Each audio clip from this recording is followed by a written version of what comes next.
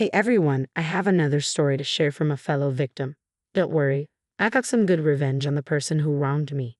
In this case, it was my husband. I'll use fake names so people don't get recognized. I'm Ray, and my husband is Darren. People used to call us the perfect couple because we had a good relationship and a decent marriage. But after we got married, Darren started having issues with me. He refused to take me to his work parties and didn't want me to mix with his friends. He worked in a high position with lots of fancy friends and clients, while I was running a small but growing business and also worked at a charity foundation, which he didn't like. He felt I wasn't good enough for his circle. I have low self-esteem and confidence, so his behavior hurt me. I didn't stand up for myself and stayed with him for too long. Now, let me tell you how I ended up divorcing Darren. It all started when I reconnected with an old school friend, Lena, at a school reunion. Her husband, Jeremy, is a very successful businessman and a millionaire. Lena invited me to a big party her husband was organizing. I agreed and told her Darren had been wanting to meet Jeremy for work purposes. Lena said she'd put in a good word for us. When I told Darren about it, he was thrilled. He said, "This is my chance to shine, ARI.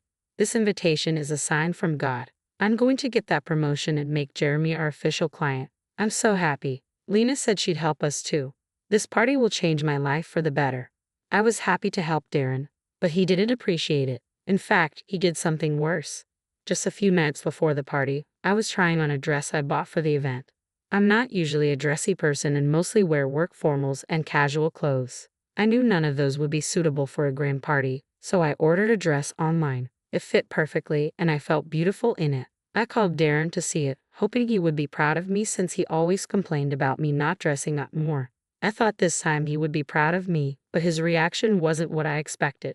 He looked blank and said, "Why did you suddenly buy a dress?" "I bought the dress for the party, of course." "Do you like it?" "I think I look really good. You always complain that I don't dress up." "How do I look now?" "Well, you look decent, I guess, but there was no reason to buy a dress for the party." "Why not, Darren? I know it's just one party, but I haven't been to anything this big before. We can't look out of place now, can we? I want to look my best." Darren made a face but didn't say much. He also didn't properly compliment the dress. His reaction made me feel insecure, and I started to doubt myself.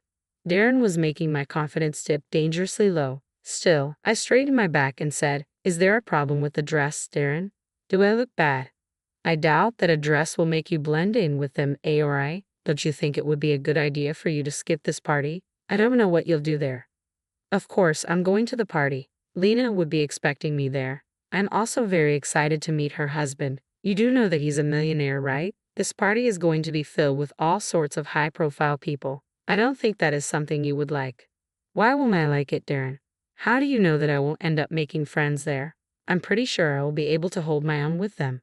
"Well, I don't think so, ARI. You're just not their type. All the men there have smart and beautiful wives, and I doubt you'll be able to blend in with them."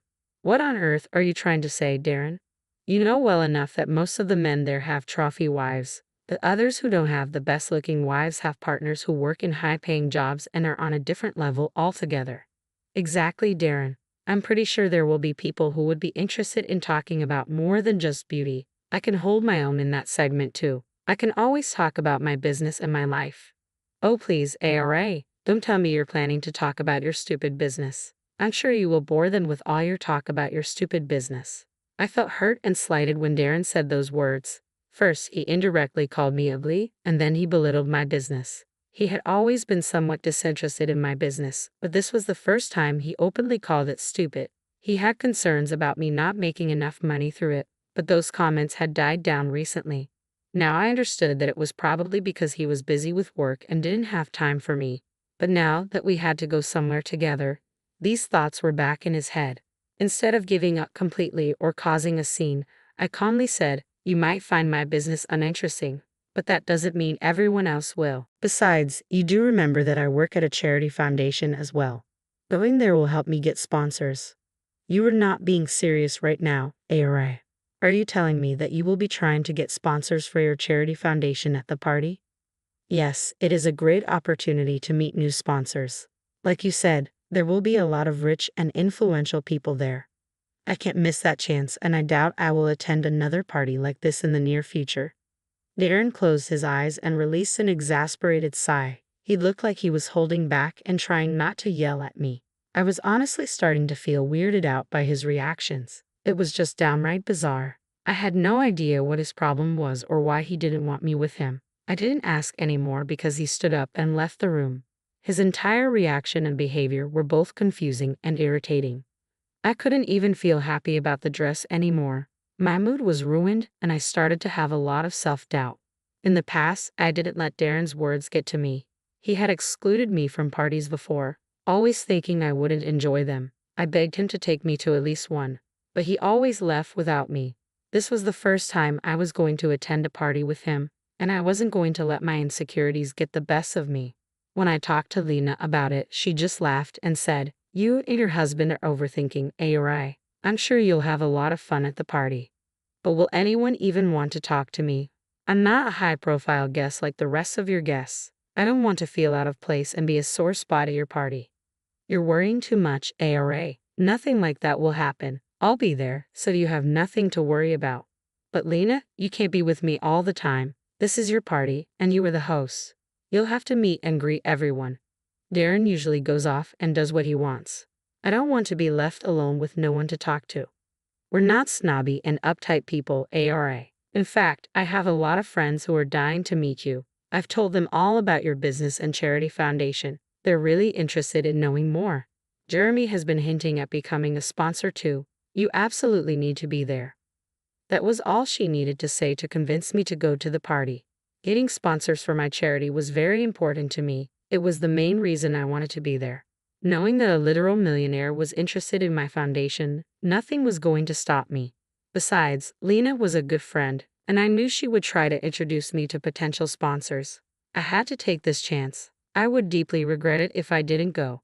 Days passed, and Darren didn't bring up the party again, though he made some weird comments about how I should rethink my plans and how useless it would be for me to attend.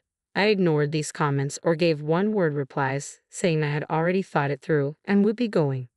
Eventually, the day of the party arrived, and Darren was a little annoyed at me for not backing down. He looked irritated as he went to get the car, but when I climbed in after he pulled it out of the driveway, he looked normal. I stupidly thought he finally saw how unfair he was being. Due to Darren's improved mood, we had some light conversation about mundane things. We were almost 30 minutes away from the party when Darren suddenly pressed the brakes. The car stopped at a gas station in the middle of nowhere. He told me to go get him a soda from the shop while he got some gas for the car. I didn't think anything of it and went to grab the soda. I even got some candies for him as a treat. When I came back out, I saw that Darren was done getting gas and was waiting.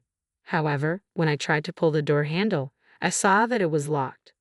I was very confused and kept trying to open it. I banged on the glass lightly and Darren rolled down his window a little. "I can't open the door, Darren. I think it's locked from the inside. Can you unlock it so I can get in?" "I don't think so, Ari. I know the door is locked because I locked it. I'm not opening it for you." "What? But why? Why are you doing this? Is this a prank?" "Don't do this, Darren. We'll be late for the party." I was really confused. Darren is a serious man and doesn't like joking around, so it was unlikely that he was pranking me. However, it was the only sane reason I could think of. There had to be an explanation for why Darren was acting this way. Much to my dismay, Darren confirmed that he was serious.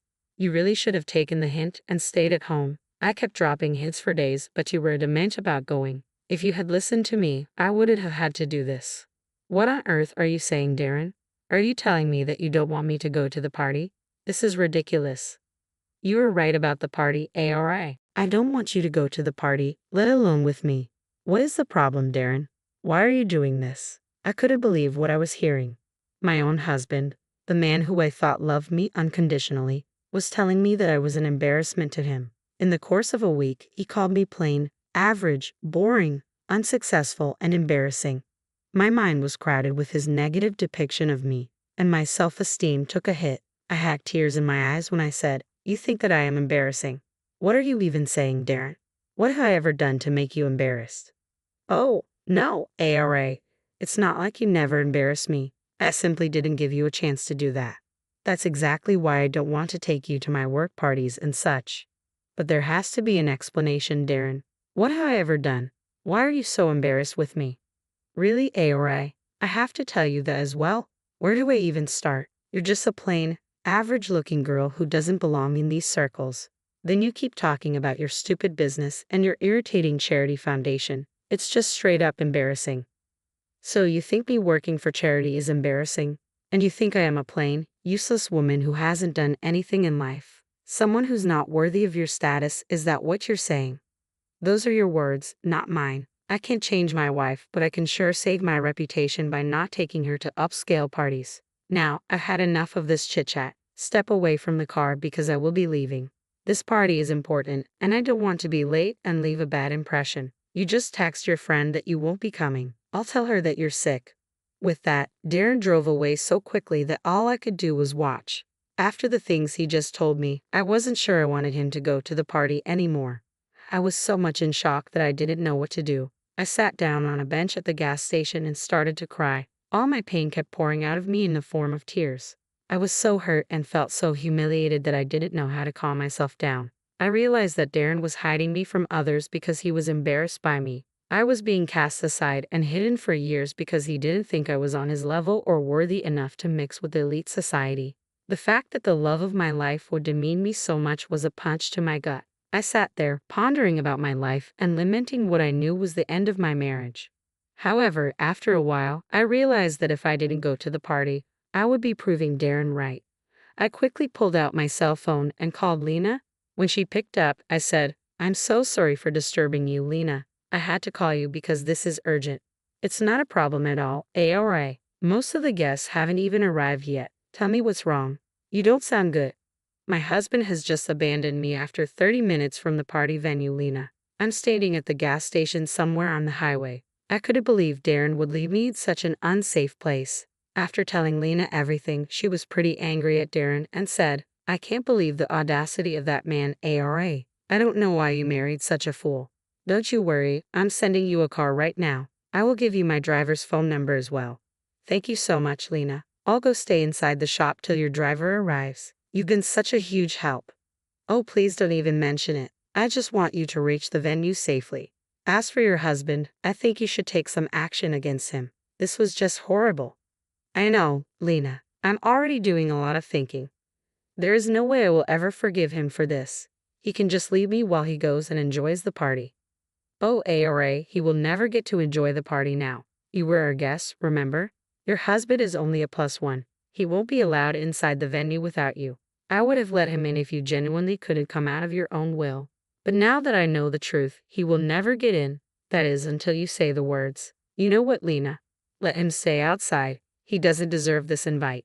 For once in his life, I will put him in his place." I was raging mad now, and Lena just laughed. She was really glad that I was standing up for myself. I hung up and quickly sent her my location.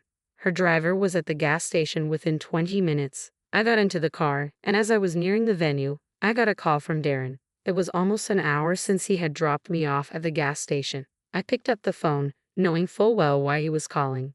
"Why is the security at the venue not letting me in? Did you send me the right QR code?" "Yeah, Darren, I did send you the right QR code. That's not the reason why you have been denied entry."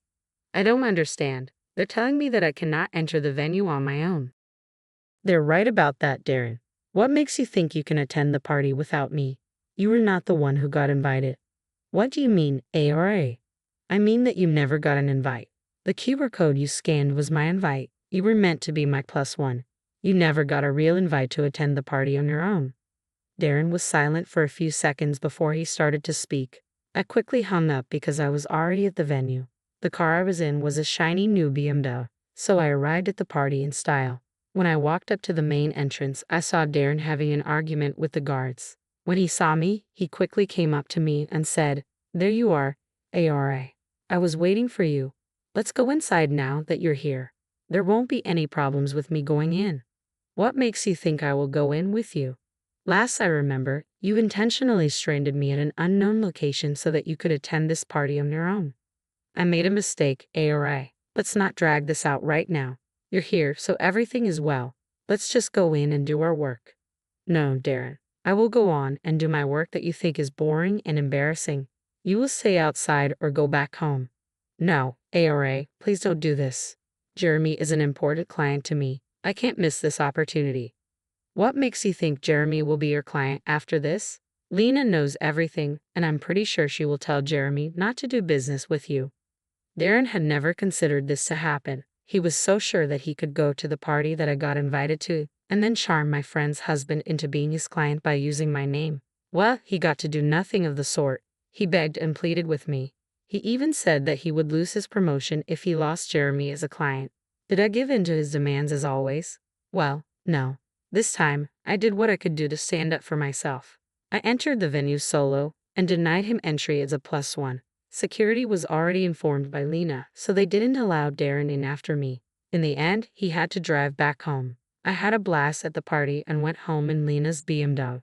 Darren was already home and looked ready for an argument or an apology. I didn't get to find out because I told him upfront that we would be separating soon. While Darren took in that shock, I shut myself in my room after several rounds of crying and begging. Darren learned the hard way that behaving like a bad husband would make him a divorced man. Yes, we got a divorce after all, and yes, he did lose the promotion as well. Meanwhile, I made some great contacts at the party and now regularly get called for almost all of their events. I made some great friends and colleagues while also getting out of a toxic marriage all at one party.